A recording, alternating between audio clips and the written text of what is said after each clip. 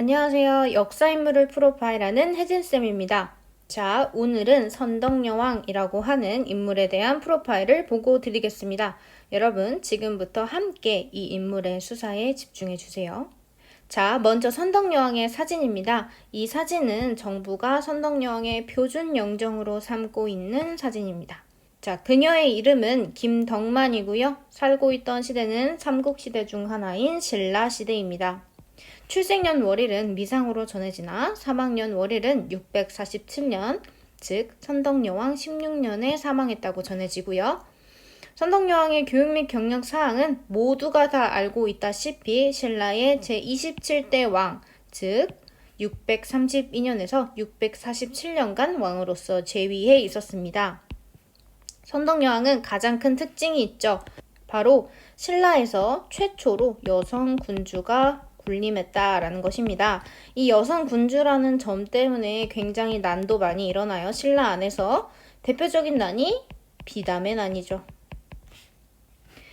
자, 그렇다면 이 선덕여왕의 업적과 영향은 어땠는지 우리 차근히 한번 살펴볼게요. 자, 첫 번째는 민생 구휼 정책이고요. 두 번째는 왕권 안정을 도모했다. 세 번째는 천문 과학 기술을 개발했다라는 것인데요. 자, 첫 번째 먼저 살펴볼게요. 민생 구휼 정책에서 진휴일 제도라는 것을 확립을 했는데요. 이 진휴일 제도라고 함은 당시 흉년으로 인해 백성들이 굉장히 삶이 힘들었어요. 이 흉년으로 인해 어려워진 백성들의 삶을 부재해주는 제도를 말합니다. 자, 그 다음에 두 번째, 주군의 조세를 1년간 면제했대요. 주군이라고 하는 신라의 지역을 나누는 단위가 있는데요. 그 주군의 땅에 대한 세금을 지불하는 것을 1년 동안 면제시켜줬다라는 것입니다. 자, 그 다음에 두 번째, 왕권 안정 도모 살펴볼게요. 당시 인평이라고 하는 독자적인 연호를 사용했음에도 불구하고 친당 외교를 펼칩니다. 왜? 당시 신라는 외부 침입이 굉장히 많았기 때문이죠. 어느 나라, 고구려와 백제와 같은 나라에게 굉장히 침입을 많이 받았다고 해요. 그래서 이제 당나라와만이라도 좀 우호적인 관계를, 좋은 국제적인 관계를 맺으려고 노력을 했던 것이죠. 자, 그 다음에 두 번째, 자, 당항성 침공 그리고 대야성 전투가 있는데요. 이는 신라가 외부한테 아주 본격적으로 침입을 받은 거라고 생각하시면 돼요. 여기서 대야성 전투에 좀 주목할 필요가 있는데요. 이 대야성 전투는 백제의 윤충이라는 사람이 신라를 침공한 사건입니다.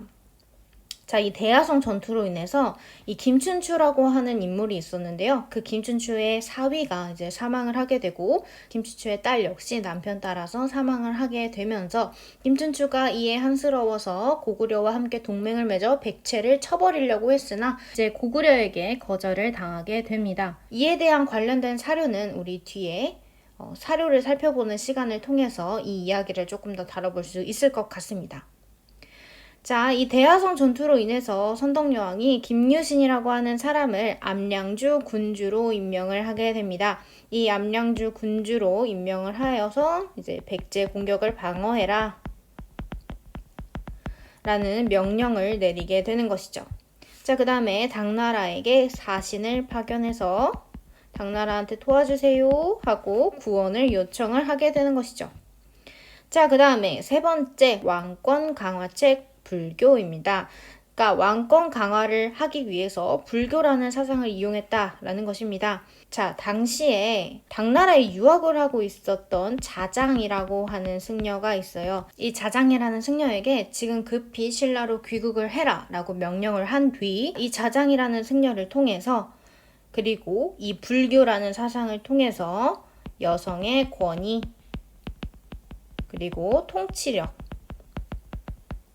대한 위상을 어느 정도 조금 정립을 하려고 했다라는 것입니다. 자, 이 불교라는 사상이 왕권 강화의 수단으로 이용된 것이죠. 그 상징으로서 바로 황룡사 구층 목탑이 건립이 되고 전해지고 있는 것이고요. 자, 이 황룡사 구층 목탑은 지금 좀 소실이 되어가지고요. 지금은 터만 남아있는 상태입니다.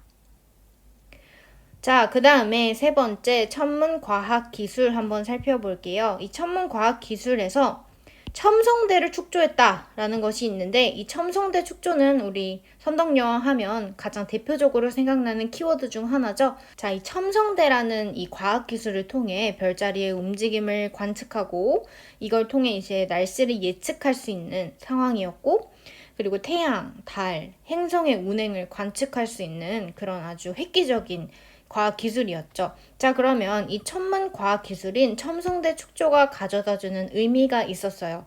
자, 별자리 움직임으로 날씨를 관측할 수 있어. 자, 그렇다면 농사 시기를 예측할 수 있는 것이 되겠죠. 당시 백성들한테는 삶에 있어서 농업이 굉장히 중요했어요. 먹고 사는 문제에 있어서 농사가 굉장히 중요했는데, 이 농사 시기를 이제 정확하게 예측할 수 있게 하는 이 첨성대의 축조는 그야말로 획기적인 과학 기술이었죠. 자, 이 밑에 관련 문화유산 보시면요, 이게 바로 첨성대인데요. 선덕여왕이 첨성대를 이제 만들어냈다라는 것을 우리는 배워볼 수 있었습니다. 네, 이제 관련 사료에 대해서도 좀 살펴볼 건데요. 이는 김춘추와 김유신의 대화 내용을 다룬 사료라고 좀 볼 수 있겠습니다. 자, 한번 읽어볼게요. 선덕대왕, 선덕여왕이겠죠?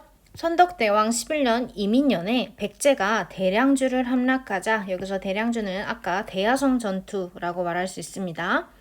자, 김춘추 공의 딸 고타소랑이 남편 김품석을 따라 죽었다. 김춘추는 이를 한스러워하며 고구려에 군사를 청하여 백제에 대한 원한을 갚고자 하였으며 왕이 이를 허락하였다. 우리 아까 대야성 전투 설명할 때 제가 간략하게 설명을 드렸죠. 이 부분에 대해서. 자, 김춘추가 장차 떠나려 할 때 김유신에게 이르기를, 저와 공은 한 몸이고 나라의 중심이 되었으니 지금 제가 만약 저기에 들어가 해를 입는다면, 즉 고구려에 들어가 이 해를 입는다면 공은 무심할 수 있겠습니까? 공은 무관심할 수 있겠습니까? 모른 척 할 수 있습니까? 라고 하였대요. 자, 김유신이 말하기를, 공이 만약 가서 돌아오지 않는다면 저의 말발굽이 반드시 고구려와 백제 두 왕의 뜰을 짓밟을 것입니다. 당신이 만약에 고구려에 갔다가 돌아오지 않는다면 나는 고구려와 백제 둘 다 짓밟아 버릴 것입니다. 라고 말을 하는 것입니다. 자, 진실로 이와 같지 않다면 장차 무슨 면목으로 나라 사람들을 보겠습니까? 라고 하였대요.